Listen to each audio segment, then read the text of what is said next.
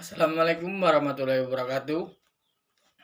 Hari ini adalah tema kita stand up comedy. Untuk hari Sabtu itu stand up comedy, hari Selasa jalan-jalan gokil. Dan nanti juga ada konten baru masih diperhitungkan itu main game kocak pokoknya ya. Kayak gitulah ya. Lanjut aja, hari ini kita bawa tema tentang pedesaan. Oke?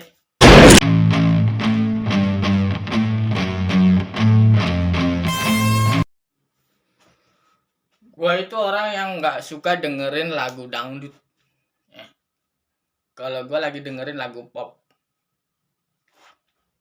Dan mungkin kenapa banyakan orang itu suka lagu dangdut? Karena yang ada di kuping kita itu adalah gendang telinga. Coba kalau yang ada di kuping kita itu adanya gitar telinga, mungkin senarnya itu bulu kuping kali. Kayak panjang banget gitu kan.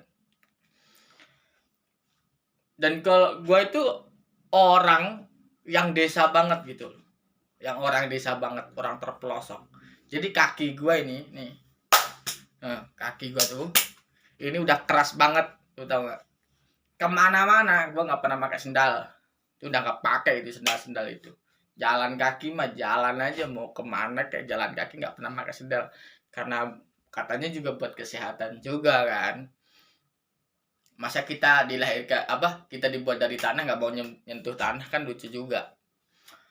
Terus kalau kita tinggal di desa, ada senangnya ada juga sedihnya gitu loh. Senangnya dulu kita bahas yang senang-senang dulu. Senangnya kalau kita tinggal di desa, perut kita lapar nggak punya duit, itu enak banget. Lu tinggal bawa golok, ya kan? Lu pergi ke hutan bagaimana sambil refreshing, sambil jalan-jalan. Tuh kalau ada sungai, lu mancing, lu bakar bisa makan, ya kan? Kalau lu ada buah pepaya, lu petik, lu makan. Dan kalau ada kelapa nih, paling enak tuh kalau ada kelapa muda tuh. Lu tinggal panjat, lu puter, ya kan? Jatuh, kadang-kadang lu muter dua kelapa, yang jatuh 3. Kenapa yang jatuh 3? Karena sama yang manjatnya pun jatuh. Kan mungkin akan lebih simpel kali ya daripada lu turun susah-susah, lu tinggal lompat aja ke situ. Itu jackpotnya di situ. Terus kalau kita tinggal di kota nih, kita bandingin. Kalau kita tinggal di kota, perut lu lapar, lu nggak punya duit, kita udah pasrah sama yang maha kuasa itu. Kita udah berdoa itu, ya Tuhan, aku masih bisa nggak hidup sampai besok pagi. Itu udah kayak gitu, tobat mendadak lu bilang. Lu langsung tobat mendadak kalau lu di kota lapar nggak punya duit tuh. Dan kalau kita punya duit pas-pasan ya, di kota itu kita mau beli makan, pasti kalian tuh kalau yang pernah ini ngalamin ya, kalian beli makanan itu ditanya dulu harganya. Mbak, kalau makan sama ini berapa ya? Mbak, kalau makan sama ini berapa? Kita tanya dulu. Kenapa? Karena takutnya duit yang kita bawa ini kurang gitu loh buat bayarnya. Itu pengalaman yang sangat mengesankan dalam hidup saya berjuang di kota besar.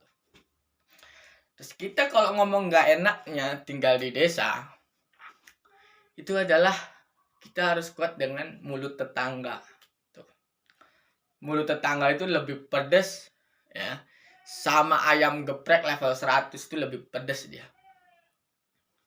Dia nggak peduli tuh. Mau itu bener, mau itu salah, mau itu berita bohong, nggak peduli dia. Pokoknya diomongin ya, apalagi dari mulut ke mulut ke mulut ke mulut. Oh, terus-terusan itu. Pernah tuh kejadian dulu. Gua baru di sini belum lama lah. Ponakan gue dikasih ke rumah. Ponakan gue kan paling remaja lah, masih remaja, anak-anak SMA gitu. Ke rumah.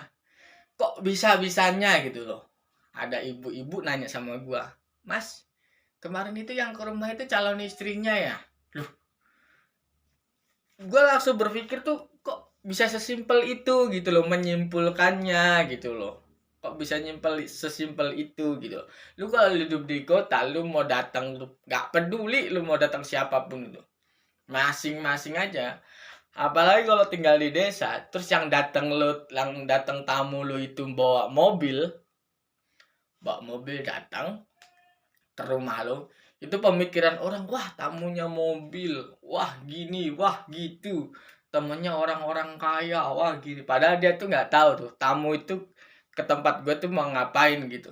Dia nggak tahu, entah nagih hutang lah, dia debt collector, apa dia bagaimana lah, punya permasalahan sama gua, apa gimana, dia nggak peduli, yang dipikirkan mobil aja pokoknya tuh. Terus gue pernah punya pengalaman satu lagi. Gue kan datang ke desa gue ini, ke kampung halaman gue, waktu lagi gencar-gencarnya virus corona itu. Ya, gue datang ke sini naik kendaraan sendiri, nyetir sendiri, istirahat cuma 1 jam.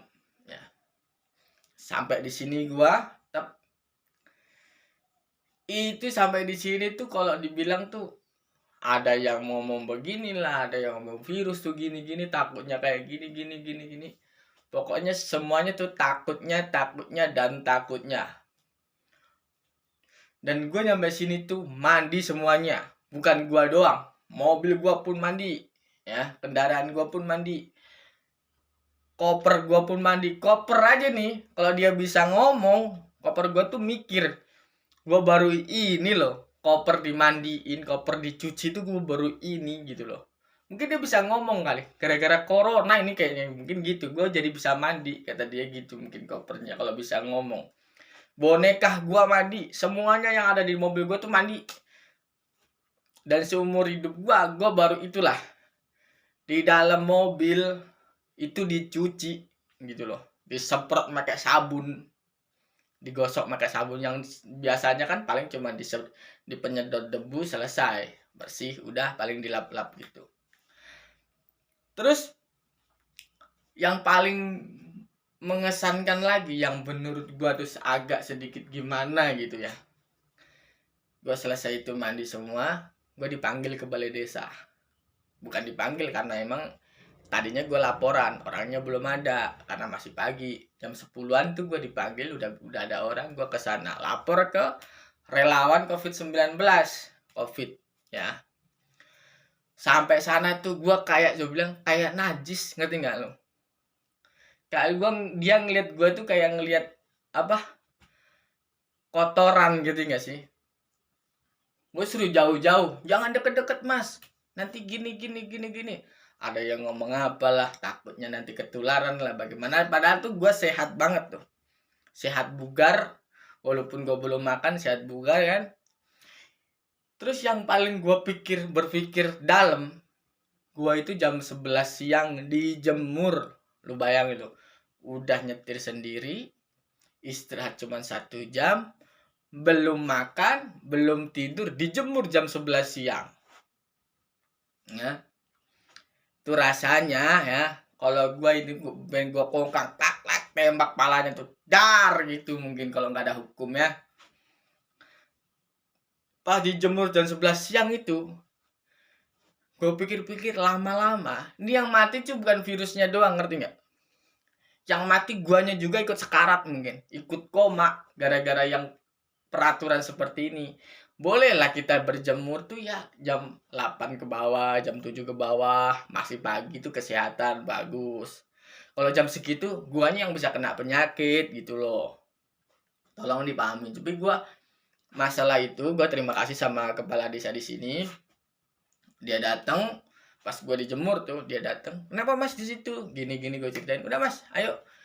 Gak usah ini, langsung disuruh karantina, tanda tangan, KTP, KK, surat dari sana kan, udah langsung karantina. Itu lebih simpel, gue lebih seneng gitu tahu yang peraturan yang sebenarnya seperti itu gitu kan. Datang dokter dan lain sebagainya lah, langsung dikarantina 2 minggu, itu akan lebih simpel gitu ya. Terus ya, kita kalau tinggal di desa itu kadang-kadang tuh nggak adil, ngerti nggak? Kita tuh nggak adil. Kalau kita mau beli barang tuh ya, kalau kita mau beli barang, harganya 350. 300 ini 500.000 ya kan. Pas gue lihat cek barangnya ya kan, gue beliin ya calon lah gitu kan. Pas gue lihat barangnya, lu tahu nggak itu tas perempuan di situ yang di sini harga 500.000, 300.000 itu ya, yang harganya kata orang mahal itu ya, tas branded lah. Bagaimana kita kalau nggak milih pinter-pinter milih brand di sini, kadang-kadang kita tuh tertipu ya. Itu gue kasih tahu tuh. Itu yang harga 350.000 gue pernah temuin itu di Tanah Abang ya, di Blok M. Itu 15.000 tuh ditendang-tendang sama orang, lu tau gak? Karena jualannya di pinggir jalan. Orang tuh nggak udah, kalau dibilang kalau beli yang di situ cuma dipakai buat kalau ke pasar doang biar agak lebih tren. Di sana tuh 15.000 ditendang-tendang orang. Di sini harganya gila-gilaan. Oke, itulah nggak keadilan gitu tuh kalau kita tinggal di desa itu. Dan gua pernah beli makanan ya, gue pengen lah nyobain sedikit yang walaupun gue kadang duit gue tipis, gue juga pengen makanannya agak elit gitu kan. Gue makan pizza, gue beli pizza, gue lihat di daftarnya, pizza di sini guys 30.000 dapat pizza bulat lagi, nggak sepotong, bulat. 50.000 dapat pizza juga. Malah versi jumbo itu 75.000 udah dapat. Dan gua mesen minumnya lemon tea ya, lemon tea minumnya. Lemon tea juga cuman 5.000 dapat lemon tea. Gua udah seneng banget tuh. Pas datang makanan, gua langsung merenung diri gua. Ya gua nggak nyalain sih yang beli, yang jualnya ini harganya juga murah. Pizza itu nggak seperti itu gitu loh. Maksudnya tuh gizinya itu lebih gitu loh, dan rasanya itu daging semua, bukan roti gitu kan, bukan sosis gitu kan, daging gitu kan. Pizza di sana itu kalau sedikit boleh pengalaman, pizza di sana itu paling murah itu harga 175 itu paling murah ya. Dan kalau versi jumbo yang di sini dapat 75.000, di sana itu harganya udah hampir 300.000 tuh. Tapi nggak nyalain juga gua yang jualan di sini murah, mungkin karena versi kedua Tapi yang paling agak dep di hati gua itu minumannya tuh. Gua udah ngebayangin tuh lemon tea kan enak banget tuh, harganya cuma 5.000 lagi kan. Kalau di sana lemon tea itu 17.000 sampai 25.000 itu paling murah itu lemon tea. Di sini kita goceng 5.000 udah dapat lemon tea. Pas gua minum seruput, bukan lemon tea guys ya, itu jeruk lime. Ngerti jeruk lime? Itu jeruk yang hijau yang bentuknya kayak lemon tea, rasanya itu dan makanya gue juga nggak nyalain, soalnya lemon itu juga mahal, satu biji aja bisa 3.000 loh, satu biji aja mahal harganya kan. Oke lah, cuman kita harus tahu mungkin wajar juga gitu kan. Itulah kehidupan di desa, sedihnya dan senangnya. Terima kasih.